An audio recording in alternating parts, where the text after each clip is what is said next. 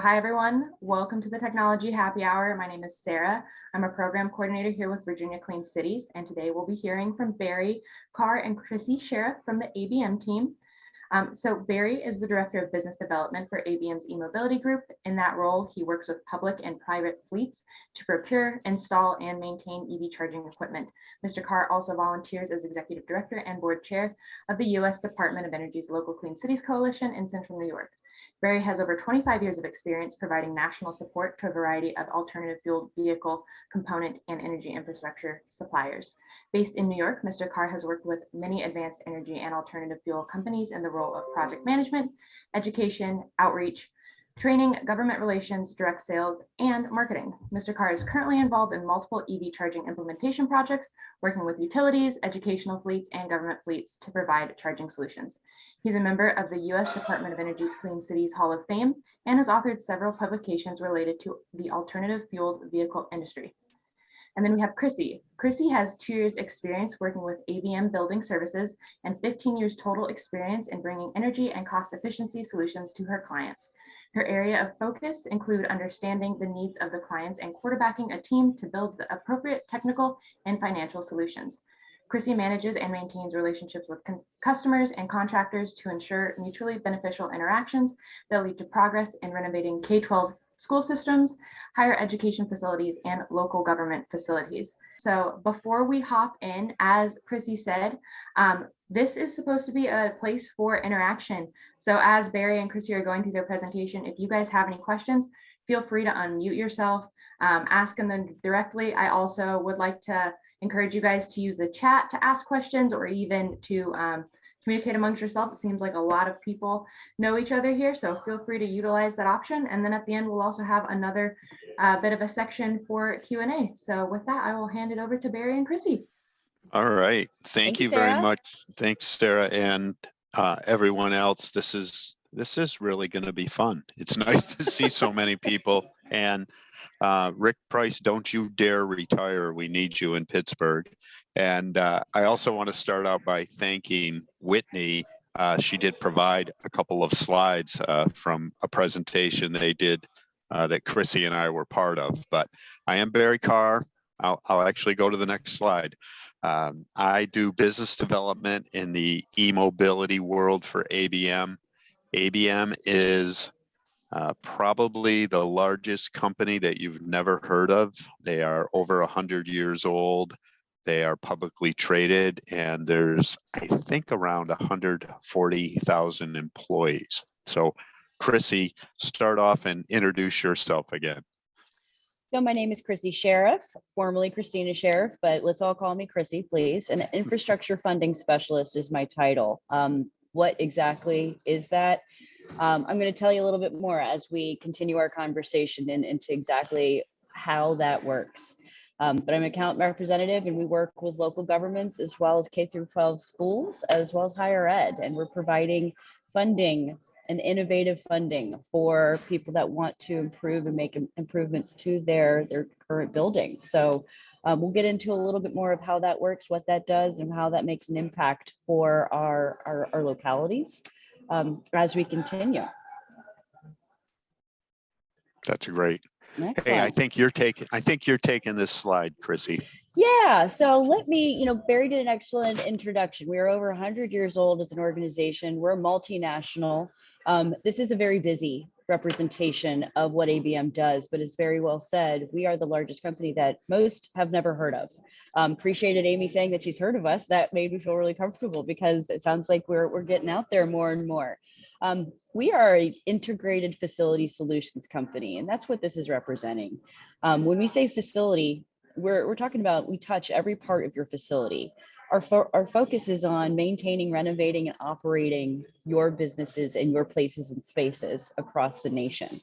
In any way, shape, or form that we can touch you, we do. So that can include landscape, that can include janitorial and HVAC and facilities engineering.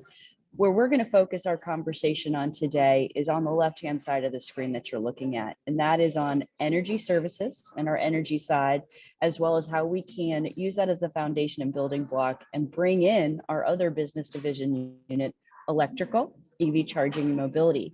We're the nation's largest EV installer at this point. So we're very proud of that and want to use today as kind of an exciting launch pad, happy hour. Let's chat about conversations that we're having with you and our customers and our clients on how we can use energy savings and infuse our programs with our electrical, our EV charging sides. And let's bring some more of these sustainability initiatives forward.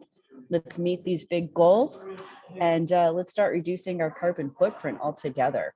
So without further ado, Barry, if you'll give me that next slide, I can talk a little bit more about ABM before we can start getting into the how it works and start engaging you and how we can work together. And being a large organization, we want to just take a minute and just letting you know and giving that comfort and confidence in how we work to perform our work, our projects, and we do it through self-performance. We are everywhere, as you can see, and we work hard to bring this client and dedication. But really what we do is we leverage all these dots across the US to be best practices and bring them forward. So we're collectively using all of the intel from across the nation and all of our subject matter experts, and we're bringing it into Virginia. That's our goal. That's what we're here to do. So that's really all that wants to touch on. And we talk about energy savings, and if Barry, if you can advance for me. I think I can. There we go. So we talk about energy savings, energy savings programs, and how does that really work? So I just want to take that quick moment and do the education on this. So we pride ourselves on the energy savings program side on being a budget neutral solution, on helping people create savings from their own current buildings and do that through reducing their utility spend and making those improvements through utility operations, maintenance, and knowing what a budget neutral solution. Let's say you're currently spending $650,000. Let's say we reduce your spend by creating some improvements, some energy efficiencies. And if we can reduce your spend by having those improvements done, meaning let's upgrade your lighting, let's upgrade your HVAC system so that they're more efficient. Let's work on your building envelope solutions. Let's bring in solar, but we'll make that reduction in savings from your current budget line. So it's still budget neutral. And that savings is actually going to be used as a revenue source towards funding those own improvements. And you can bring those projects forward as opposed to piecemeal. Instead of, we'll only tackle lighting a little bit, one room at a time, one building at a time. We work as your partner to bring all of those projects forward so that you can start capitalizing on the general fund relief, and you can start taking advantage of the savings and the improvements of comfortable, safe, better learning environments, better working environments, better work, everything environments in your buildings. So you're more comfortable, you have more air circulation, better airflow and ventilation, and it's budget neutral. So that's how the program works in theory. I'm just going to stop right there and say, does anybody have any questions on how this program works? Okay, well, we can move forward. So you got a sneaky peek, Barry. You can go ahead and move forward just one more slide for me. Yeah, we talk about. I wanted to add one thing, Chrissy. Yeah. I think that it's real important that this allows. These are typically in the case of a school district or in the case of a municipal building. This is typically a long-term contract. So this particular one, it's hard to see it on the bottom of the slide, but this is a 15-year program. That's correct. So we don't have to do everything at once. So if for example, a school district has 100 buses and typically they replace 10 to 12 of them a year, we can go to 10 to 12 electric buses and do it over a 10 to 12 to 15-year period. So they don't have to do everything at once. That's correct. So, these energy savings programs used to be thought of as just lighting projects or control projects, and only projects that make the improvements to the buildings that create the savings, or the savings that, like, lighting can fund lighting projects, only water can fund water projects, only HVAC can fund HVAC projects. We're actually capitalizing on bundling all of those energy solutions into one. And more, we're having conversations where people want to even bring in other elements, perhaps electrification of your fleet, but also they want to talk about other things outside of the buildings, because now you can save money. Now you can bring forward other capital projects. So we're having a lot of very interesting conversations these days where we're even talking about leveraging not just energy savings, we're leveraging some of your stimulus funds, where we're working with Virginia Clean Cities to bring about other rebates and applications that create other funding sources so that we can really bundle all of these funding sources to bring more impact to communities. So Christina, So very exciting time. Yeah. So Christina, just to make it more interactive, I know that was the goal. Yes.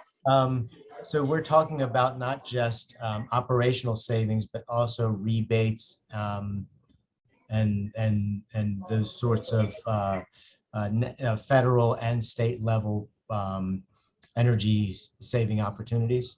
That's correct, not right? just equipment upgrades. Not just equipment upgrades. These days, we're working on sourcing. We work hand in hand with Sarah and Alan to source some of these fun DEQ, the DARE grant, so that we can get more electrification sooner. And other things. I mean, solar grants are being applied for that we can tap into. It's a very exciting time. And we really look through how we can help you leverage all of them and bring them collective. And what can best serve you? What can we do to help you look at immediate gratification with a long-term strategic plan? So again, very, very interesting time that we can really talk about more than just, lighting projects. I agree. That's great. Okay, here goes the next one. I hope. In theory, gotta love technology. There So it is. we're talking about, it's not just lighting projects. I love showing this because these are the conversations we're tasked with. These are the conversations and the doors that are being opened right now. So it used to be just lighting upgrades, which I'll be honest, lighting is an easy payback. It's a low-hanging fruit of an energy conservation measure. But in addition to that, it's those building automation upgrades, it's HVAC mechanical upgrades. Yes, we know that there's a lot of stimulus funds out there that are specifically addressing or for HVAC, which is great because now we can use that and infuse it with energy savings. So now you can do bigger, broader, more projects or larger scale projects, not just a handful, let's attack the whole thing. We're also doing a lot of outside air reduction. Air quality is a big focus right now, as we all well know. Building envelopes, so that could be just sealing the doors. It can help with the windows, just to make sure we're not letting outside air in. Water conservation projects, we're doing a lot more of that. Now that could just be restroom fixtures, touchless flow, low flow fixtures. It could be more even, localities as well as service authorities are looking at us for smart water metering. So very fun technology out there that we can use these programs to bring some of these innovative or advanced technology forward for you. PC power and plug load management. Anywhere that you see libraries, I'm sitting at one right now where you see that the Energy Star stickers aren't everything, but let's say that you don't have the Energy Star stickers on things. We can go a step further for that and analyze your plug load, how much you're really having power on, if we can reduce that or conserve your energy on that. We are also we're working on security access. That could be security film on your windows. We've also, in a number of schools, security vestibules. While it's not an energy conservation measure, it is a capital project that energy savings can help you bring forward. So very cool. Solar panel array. We're not a solar company, but we have solar partners. And when you start talking about reducing your carbon footprint, reducing your utility, you can bring down how much you're saving on your energy, then infuse it with solar. Now you're maximizing your savings. And you're talking about a 15 to 20 year savings potential. So very long-term focus here. And then where Barry really comes in to shine and where we start working with our transportation partners is fleet electrification and EV charging. Perry's going to really sing for us on that one in a couple of minutes here. And as well as alternative energy sources. So like geothermal, we're talking about where there's no AC, we want to still restore buildings. We always are in favor of modernizing our older buildings, 40-plus-year-old buildings that have historical integrity, but we want to make them comfortable for people that are working, living, thriving. So any questions on some of the technologies, energy conservation measures? Yeah, this is Bryant. I just wanted to ask her, hi, and thank you for putting this together. But I just wanted to add or ask, inquire, with this list, I don't see gas, compressed air, or steam. And I was just curious if those are areas that you guys get involved with, especially on the manufacturing side, or if it's in a school system, then it would likely maybe be in the garage facilities. Compressed air can be a huge one because of the waste. You're absolutely right. A lot of colleges. Yeah, absolutely. That is 100% a focus. Are those areas part of the incentive programs that you guys see, as well as some of the others obviously you've covered here? Yes, more and more we're tacking on a lot of the steam boilers, we see them more in the plant, obviously, and in plant places where you see the plant disturbances, that's where we're tacking them, but that's 100%. And you're right, Bryant, I'm probably going to add that to this bullet point because it's more and more a part of our conversation. It's 100% a part of our stack that we bring into the programs. Yeah, we have a lot of experience working with those items on the industrial side. I don't know if on the mush side, if those are looked at, but like, for example, the compressed air on the industrial side can consume up to 40% of the energy, depending on the type of plant.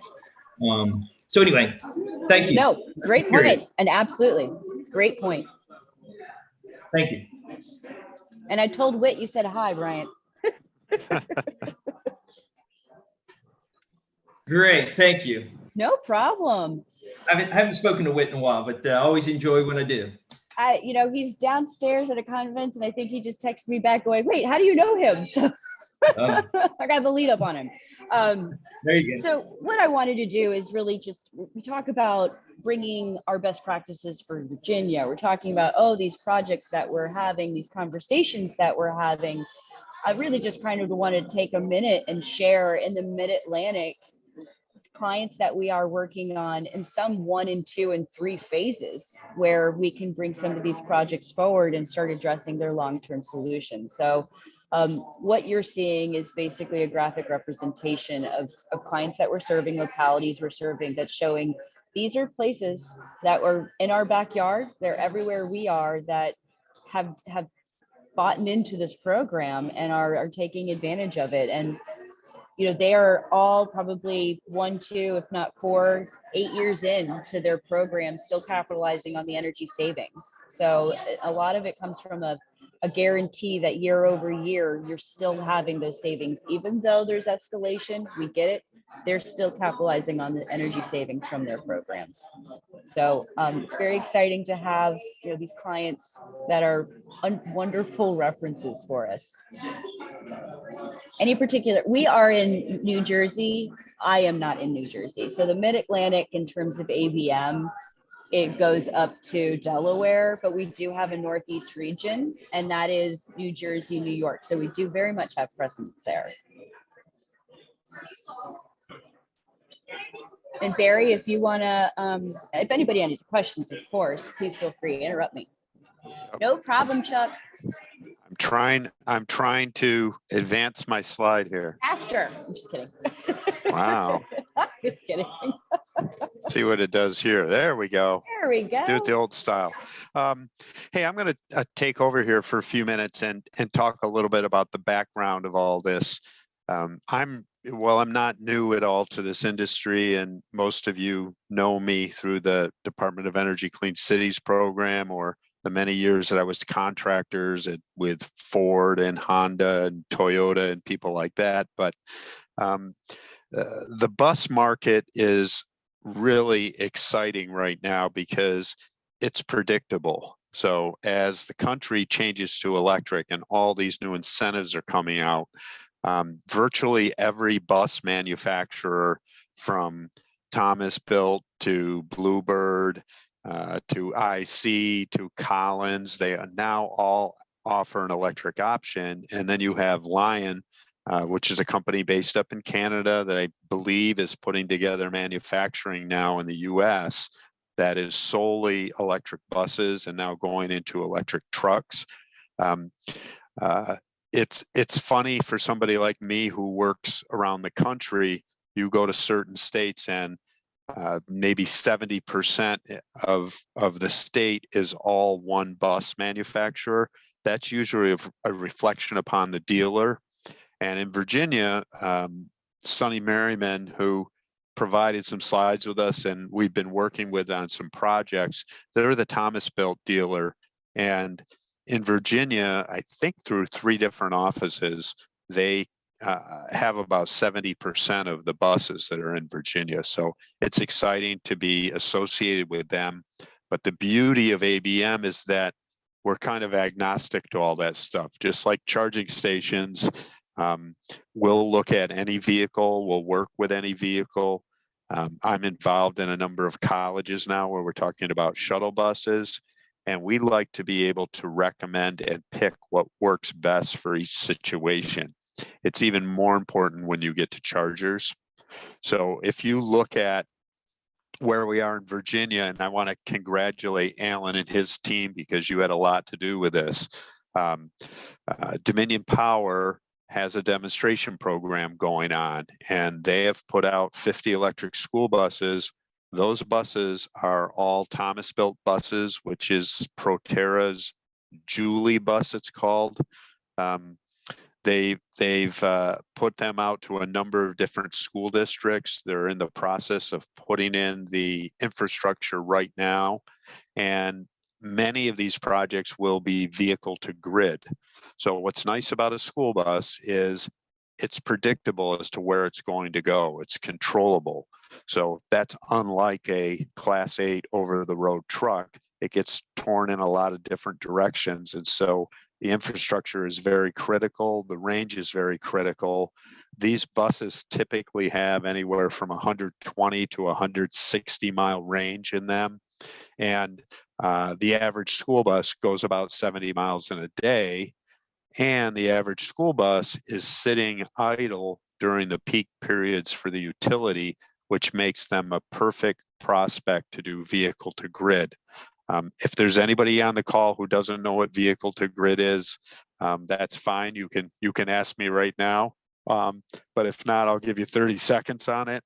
Essentially, utilities hit peaks here in the Northeast and Mid-Atlantic in the dead of summertime, in the middle of the day, when it gets to be 98 or 102. It's getting warmer and warmer every year, even up in sunny Syracuse where I live. We have some 100-degree days now. The utilities still have that load, and rather than, as time goes by, rather than starting up a peaking plant, and we actually have a peaking plant in upstate New York that still runs on oil. The rest of our plants are either running on natural gas or hydro, but they have to start up a peaking plant, which is a very expensive process. So rather than do that, if they could reach out to school buses and other vehicles that are sitting idling and basically borrow some electrons from them, that is a much less expensive way to do it, and they will financially benefit the host vehicle. So if those host vehicles are school buses, the school district can benefit from that, a payment directly from the utility. Everybody kind of gets that, right? Perfect. Now I'm going to see if I can get going here. Let's see. There. So I think I did it right. I said Sunny Merriman had 3 offices, but it turns out they have 4. So Chrissy and I have been to the main office in Lynchburg a couple of times. I know there's one just in Chesapeake, and I know there's one near Richmond, and then you see the other one that's up close to DC. So they've done a really good job of this, and that's why they have 70% of the market. Now we're going to talk a little bit more about what ABM's eMobility team does specifically. And essentially, we're providing turnkey solutions We provide the chargers, we install the chargers, we maintain the chargers, we service the chargers, and we arrange everything on the customer's behalf. So it's a little different. We do not manufacture chargers. We are not a charger software company, but we utilize the services of many of the people who are actually on this call right now. Why did this start? Well, it started because the facilities managers, the business managers in the school districts, they have schools to run. So they don't really have a lot of time and bandwidth to worry about anything other than, is that school bus going to start in the morning and is it going to be on time? So there's a number of companies, ABM happens to be the biggest one, who go out and do the site work, go out and do the planning, work with local, regional, or national engineering companies, and put together a program that's specific for that district. So we will do everything such as work with the Virginia Clean Cities to get grant applications put in to lower the cost of purchasing. We will negotiate upon the school districts or the public building or the private buildings. We will negotiate on their behalf with a local utility for what are called make-ready funds. If you don't know what make-ready funds, that is when the utility will upgrade the power to a facility if they're switching over to electric vehicles. And in New York, where I live, the utility will pay sometimes up to 100%, but quite easily they'll pay 80% of that cost to upgrade the power to the facility. They have a program for it. It's approved by the regulating agency, so they're recovering the cost of that program with the ratepayers, so they need to do it. And of course, if we're going to go all electric, which it looks like we're going to do over the next 10 to 15 to 20 years, there's going to be a lot of upgrading of the utility services. Some cases, vehicle to grid will work very well. Many cases it won't, because people need to use their vehicles during peak times, but school districts is really a good match for V2G. Something else that a company like ABM can do, because we're a for-profit, publicly traded company, we can monetize some of the tax credits. Many of you have been reading about the stimulus plan. There's a lot of tax credits involved with it. There's a lot of incentives involved with it. Those credits can be used in a public building to buy down the cost of doing the project. So we can go as far as creating a monthly fee.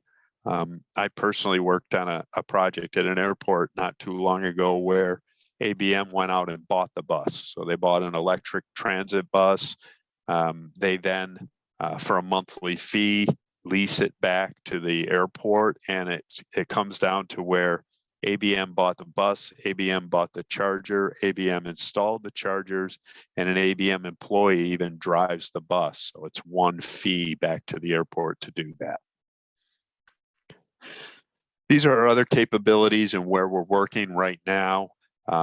We mentioned earlier that we are agnostic as to whose equipment we use. We try to set that equipment up for the particular operation. So we are resellers, I think, for 38 different brands of charging stations right now and 6 different software providers. To date, the bulk of our work has been done at dealerships. So we are the people that are going to the GM dealerships, the Cadillac dealerships, the Volvo dealerships, the BMW dealerships. They are all being required by the OEM to install both level 2 and DC fast charge in their service bays. And many of the dealerships are going to become public access charging points. So we're doing that. Airports, we have a very unique project going on right now in Los Angeles at LAX. We are installing 3,400 chargers, I think, in 7 different parking garages, where we've created a custom software that will recognize the car as it comes in and send it to the parking spot that has an available charger. There are multiple programs. So if you're going away for a week, you can charge your car in the middle of the night when it will be much less expensive to do it, versus if you're only going to be there for a day or half a day and you want to maximize the range, you can pay extra to do that. It is all done through a control system. So it's one transaction, which saves the airport a ton of money. So before, they would have to pay the fee to run the charger, the fee to park the vehicle. Now that's all one transaction. It's one credit card or one fob transaction, and it saves millions of dollars a year. So it's important to note that it only works with certain kinds of chargers, which is why we want to control that part of the operation. I see some stuff coming into the chat here, so I'm going to take a quick look at it. Teammates under the Dominion contract. Thank you, David. That's correct. What's the relationship between ABM and Sunny Merriman? We are working together and trying to develop projects together. We are open to Bluebird dealers and distributors. We work with Lion, we work with IC, so it is not an exclusive relationship. But like I mentioned, Sunny Merriman is the dominant player in the school bus world in the Commonwealth of Virginia. This is a slide talking about the fundamentals of eMobility. And I'll do about 10 seconds on each one of these, okay? Electric vehicles, there's another slide on that. Infrastructure, there's another slide on that. Charging equipment, there's another slide on that. Network connectivity, that's important. So we recognize that the charging world changes very rapidly, so it's important that all these devices be able to talk to each other. We do that through software services. We sometimes customize software that is available from others, but internally we do the design, installation, and commissioning. And then through our about 200 of our 350 offices, we can provide the maintenance services because we have electricians and technicians that are there. You saw the map a little bit earlier. So we have an office close to every major city in the United States. Am I saying that right, Chrissy? You are, Barry. Okay. Well, I'm really annoyed that I can't easily advance my slides here. Okay, 30 seconds on electric vehicles. Passenger vehicles are already here. Okay, those are light duty vehicles. There's more models coming out every year. Those are light trucks and SUVs. Then we get into class 2 through 8 vehicles. That is everything from a cutaway shuttle all the way up to a class 8 over-the-road truck. We deal with full-length transit buses. A couple other pictures you see there. Zeus, which is down there in the bottom. They have a multi-platform electric drive system that goes into both existing and new vehicles, replacing the internal combustion system. And then finally down there in the lower left corner, that's the Ultium. That's GM's skateboard platform that they are making multiple vehicles to go onto that one frame and chassis, which is pretty cool. Infrastructure is very important, right? So every facility already has an existing utility service, but once you go to electric vehicles, you're going to significantly add load to that existing service. So load management through an energy management system, through a monitoring system that can communicate with the utility. It's very important as part of your EV project because you want to maximize the savings. There are places that did this without a lot of planning and all of a sudden put in DC fast chargers and significantly raised their utility bill. Control and load management is extremely important, and that happens by doing a load study with the local utility, with our engineers, and sometimes with a third-party engineering company. I mentioned this earlier, but we supply, install, and maintain all types of chargers from level 1, essentially a very expensive extension cord, up to level 2 that you see in many workplace charging programs. And now what you're seeing more and more of level 3 and what they're calling level 4. Those are DC fast chargers. Some of them are now over 350 kW output and actually have cooling on the cords. I think that's very cool technology, but with that technology comes a cost of service. So make certain that if you're doing a project that you look at the total cost of it. It is expensive to maintain some of the DC fast charge equipment because there's a lot of systems going on there. These are some of the people, and some of you are on this call. So these are the systems that we have active reseller agreements on.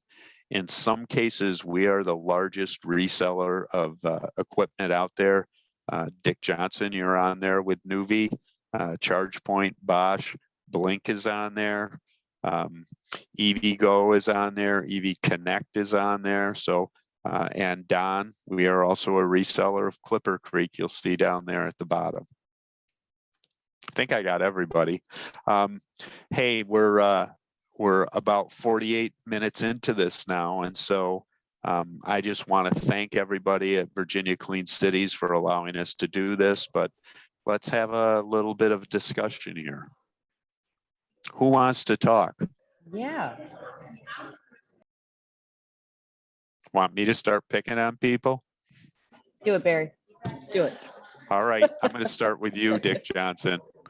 I would guess that Nuvi and what you do, you're probably searching for the areas of the country that have the highest demand rates and the highest power prices. Is that right?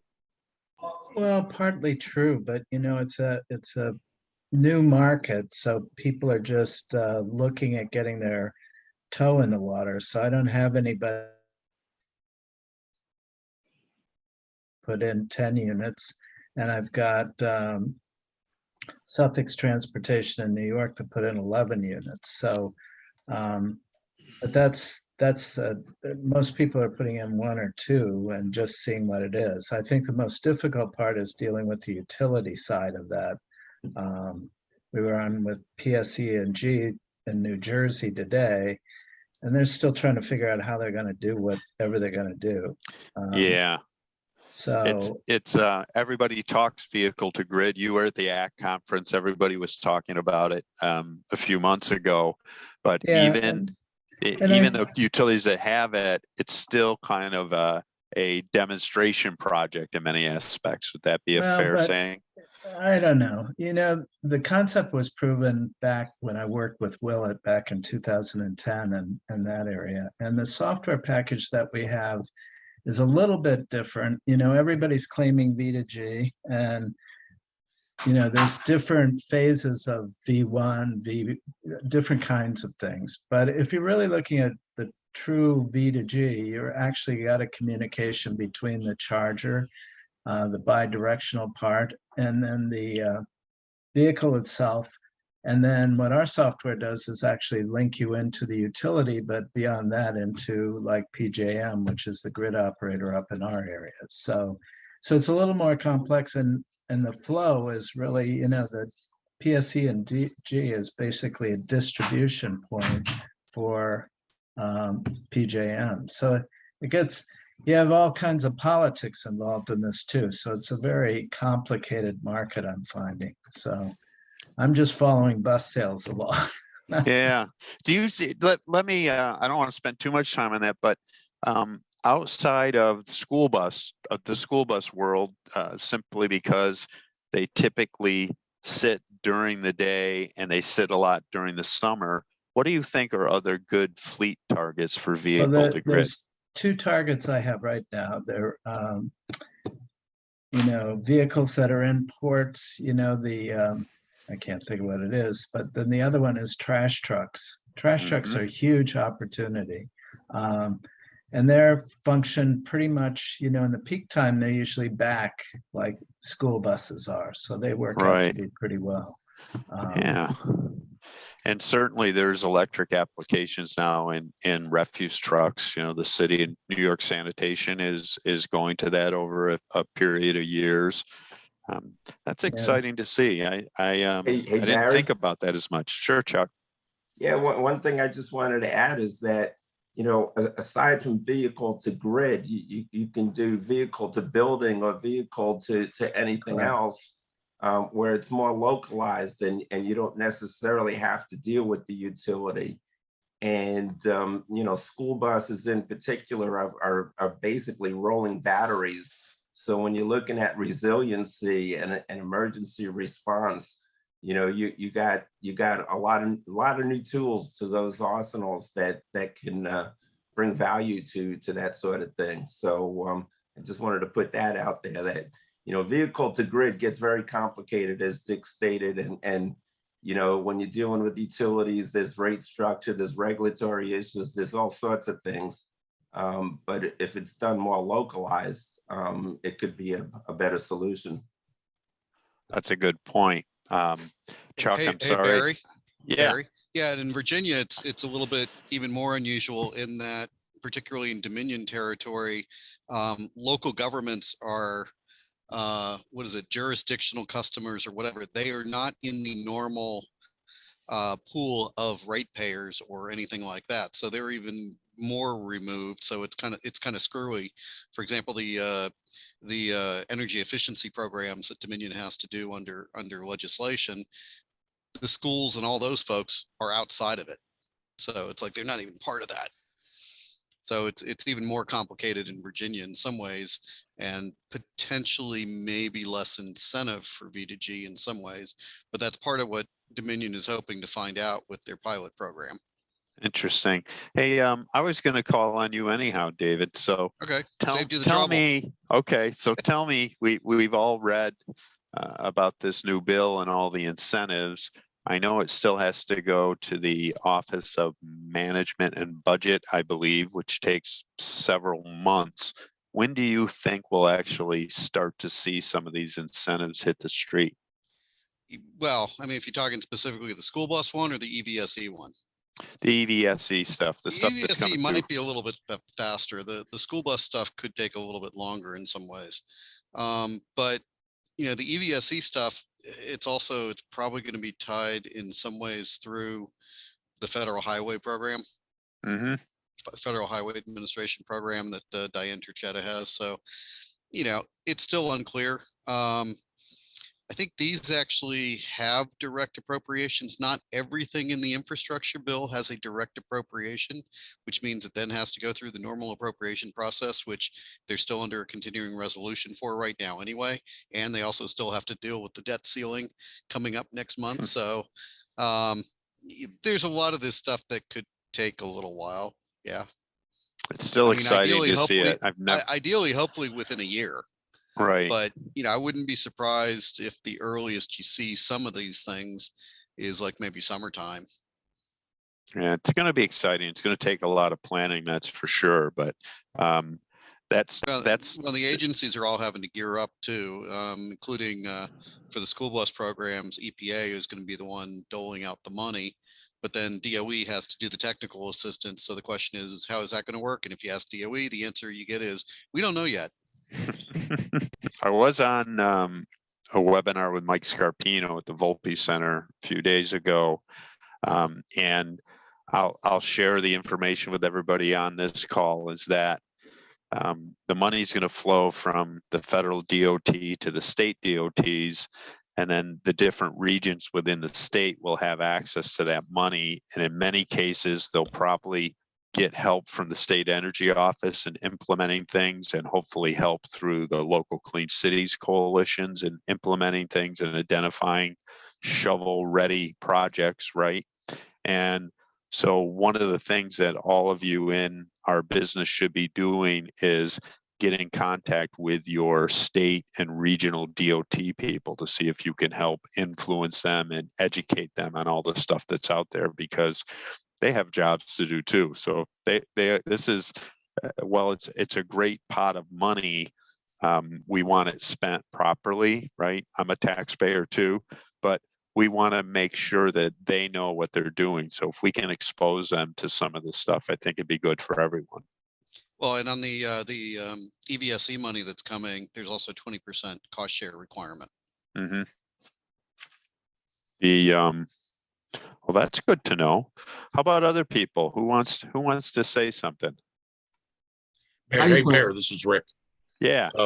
Tony and I have really made inroads with our DOT, starting with the I-80 stuff now. And now they're kind of really wanting us to be, because they don't want to be the decision people about, what brand to use or what they're. So, I mean, they're going to, if you look at the two, we have a 2-pager or a little flyer that was done originally for the I-80, and I asked them if we could modify it to just leave it open. It talks about all our incentive programs, all the things that are going on, but DOT we're working with all the MPMOs or MPOs and all the regional development corporations. So I think that they're looking for us to really help do this. Their hands are going to be tied by some of the different requirements that they have, but I think one thing is that we have a good relationship with the DOT here in Pennsylvania. That's terrific. And and of course you talk to your local utility there all the time. I know that. So they can be helpful in getting this information out as well, because people are going to need to know a lot of it. And I know now there's a lot of talk about in these projects, including environmental justice communities. Yep. That's going to be a big part of it, right? Yeah, actually, we our policy people of DEPA from PICO basically sent out a little 2-pager about people think it's all this stuff that's going to go on. It's going to cost more money, and actually, it's actually, they said it's going to be actually less because of different peak times and different things. So he did a little 2-pager, and we're kind of sharing that with all the utilities under the drive. In our state, but everybody else is more than welcome to use it across all the states that are involved in that project. Very cool. Hey, Greg, did you want to say something? Yeah, I had a comment and a question. As we've been working in this market for 7 years now, we're starting to see the utilities certainly getting more adept and on board with supporting these installations and large scale rollouts. The local AHJs are still struggling from time to time with how these facilities fall within zoning regulations, which is beyond me, but you have no idea how many planning board zoning hearings we are attending across the country to justify basically a parking meter. But more importantly, are you seeing at ABM a significant impact in supply chain like we're seeing globally? My God, yes. And Yes. how are you, how are you planning for that in 2022, and what are you seeing and overcoming? Planning is the key. I'll let Chrissy speak on her Planning end, and communication. Being very upfront. I mean, we're just as much a victim of it as anybody else. So it's really just a matter of staying on top of it, being completely transparent. And if there is a sense of urgency, we got to act. So it's all about just really understanding what timelines are and adjusting, or working as fast as you can, as nimble as you can, and managing that project. Right. And we setting actually, expectations. Chrissy and everybody, we actually, for a large project that we knew was going to hit, we pre-purchased. I mean, I guess that's the beauty of being a big company. I don't know who they borrowed. They probably borrowed our bonus money for it, but we pre-purchased a whole year's worth of production of a particular charging station. So it's like that, and I know it's like that with the vehicles too. You hate to put something together and have to tell the customer that they're not going to see it till next September. Yeah. I think that's going to be our biggest challenge coming into 22 and working through 22 as we try to get all of this backlog squared away so we can get the product into the country. Right. You said it well, Greg. Absolutely. Yeah. So, hey, Alan, do you want to say a few words here? We've reached the end of our happy hour. It's 5:01 now. So it's 5:01. So I know people are itching to duck out, I just want to say how excited I am about the ability to really embed. I like that you had solar, so it's like energy generation, but to embed clean vehicles and then to go all the way up to like school buses and vehicle to grid. It's just such a really, it's a really wonderful thing. That slide of the services is like the adult energy efficiency candy store. And so for you guys to be able to, you know, it's like, but it's also, but you know, and you know, some vegetables in there. So it's like you got your whole menu of options, and then to be able to pay for or to be able to afford at the fleet level a couple EVs or some fueling stations is really great. In Virginia, a lot of our businesses and our government entities are paying like 4 cents a kilowatt hour for electricity.